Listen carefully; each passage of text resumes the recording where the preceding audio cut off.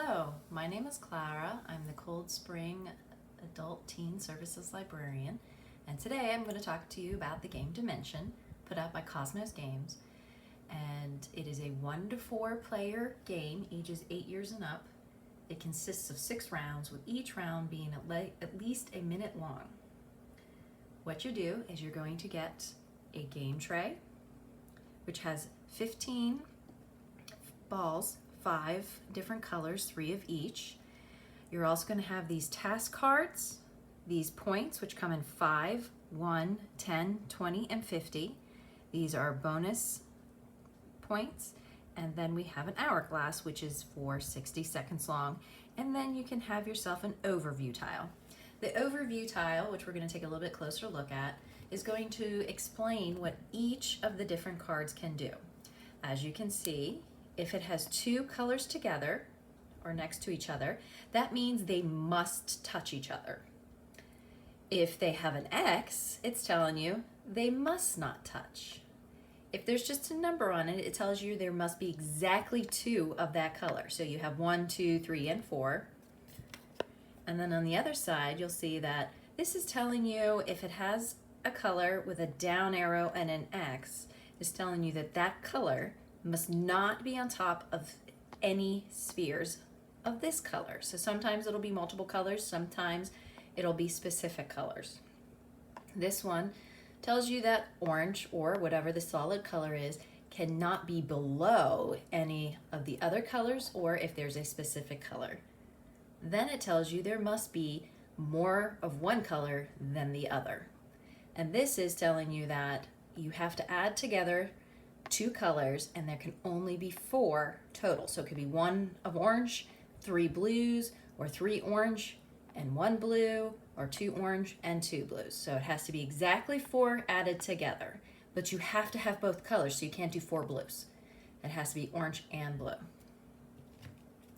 So each round you will have your blank board. You will lay out 6 of these in the front of the play area so that everyone can see. And then you give them a couple seconds to kind of think about and how they want to plan. And then you turn over the hourglass. So once the hourglass is turned over, you have 60 seconds to put as many of your balls in the center, following the rules on these cards in the center. So you will have 6 of them set out, and you will have to do as many as you can while following all the rules. Now, if there are 2 rules that contradict, for example, if you get a card that tells you, hey, green and orange have to be next to each other, but you have a card that also tells you orange and green can't be together, you have to choose which rule you're going to follow. After the time is up, each player will sit there and count however many balls they have in the center.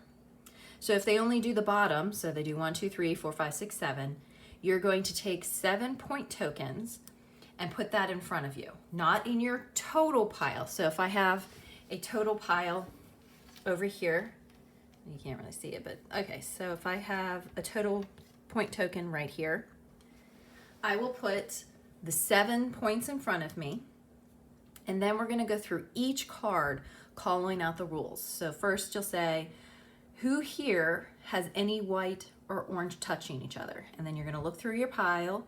You're going to say, oh, I followed the rules. I did not break the rule. So then you don't lose any points, and you'll gain a point. Then the same thing with, you'll do this each time. So how many people have orange and green touching? Again, I didn't break the rule, then you get some points. Then this one, so you go through all of them. And if you do not break any of the rules or any of the task cards, and you have used one of every color at least once, you will get a bonus token. This is not important until the very end of the game. So that's the end of the round. Then you're going to reset all of the task cards. So all of these will be taken away, and you'll put 6 new ones out. You'll reset the timer, and then put all your balls back in their little trays so that it is again empty.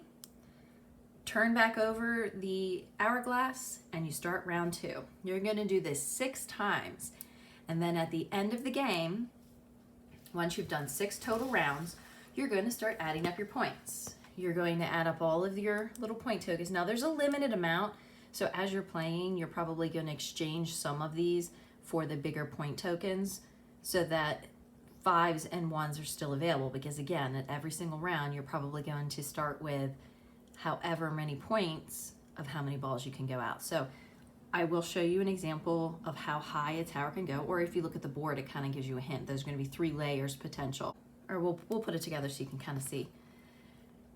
And then you're going to look at these bonus tokens. So clearly you're going to add all of these up to see who has the most. And then you're going to look at this because there's actually a specific table you're going to look at. Now, you don't have to do this. This is an option.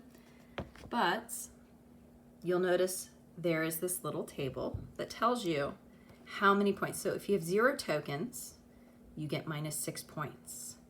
If you have 1, it's -3. Well, this is not very clear. 2, it's -1, 3 is 0, 4 is 1, 5 is 3, and 6 is 6 points. So you're going to be trying to get 1 each round to get the most points from it. I did forget to mention that if you break a rule, you do lose points for it. You lose a point for every time you break the rule, just like you gain a point for every time you successfully complete the rule.